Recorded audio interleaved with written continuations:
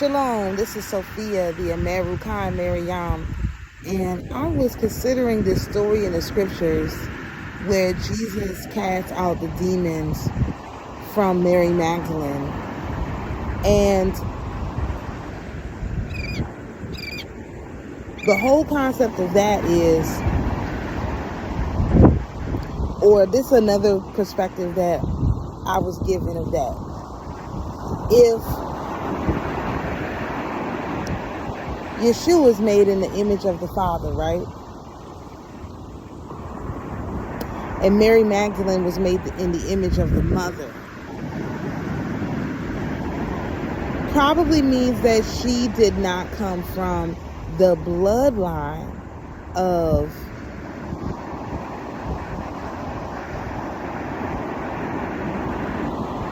Jacob. She could have very well come from a different bloodline. And so those demons she was carrying would be the demons of Esau, perhaps. And so what are those? Those are the 7 deadly sins.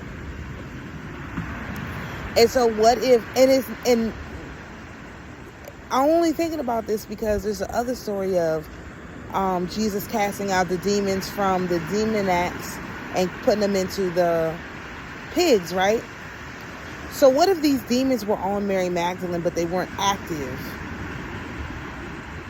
Meaning they weren't affecting her. She was still conducting herself in a righteous way, but they was just on her.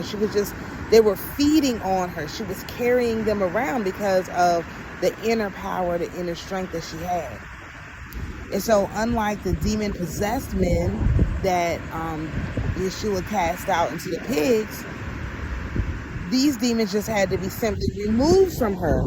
And what is that? Isn't that just like cord cutting? Isn't that just like, people who are, if you've been watching any of the readers, they've been talking about these people who have been feeding on our energy and funding their lives, making their lives better, getting all the successes, all the wins, everything that we were supposed to have, they've been getting due to them utilizing our energetic signature.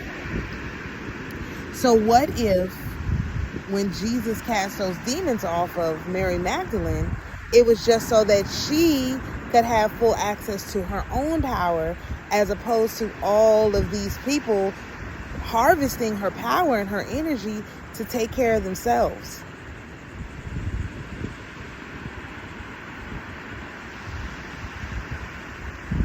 And the reason that they called her a prostitute is because people were harvesting her energy.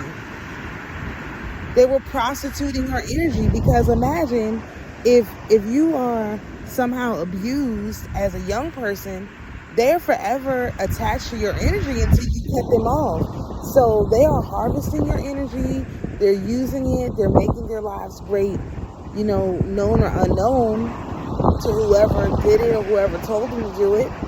But known or unknown, they're harvesting your energy. So until you let the Messiah cast that off of you, they're just attached to you.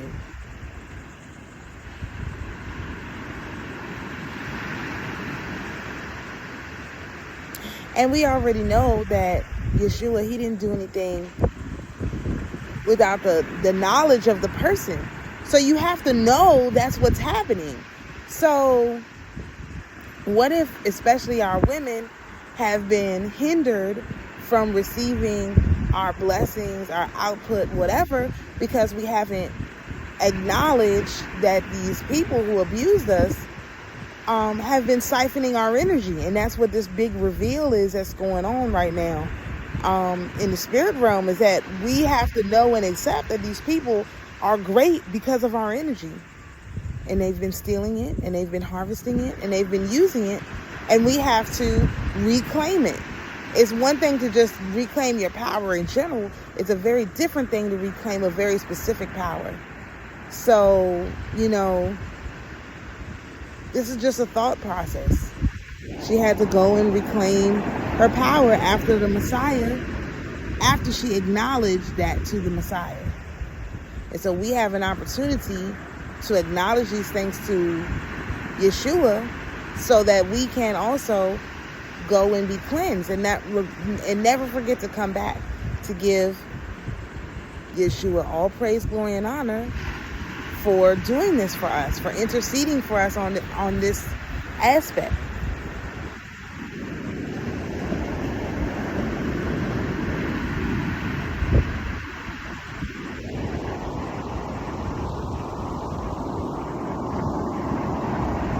Because how else do we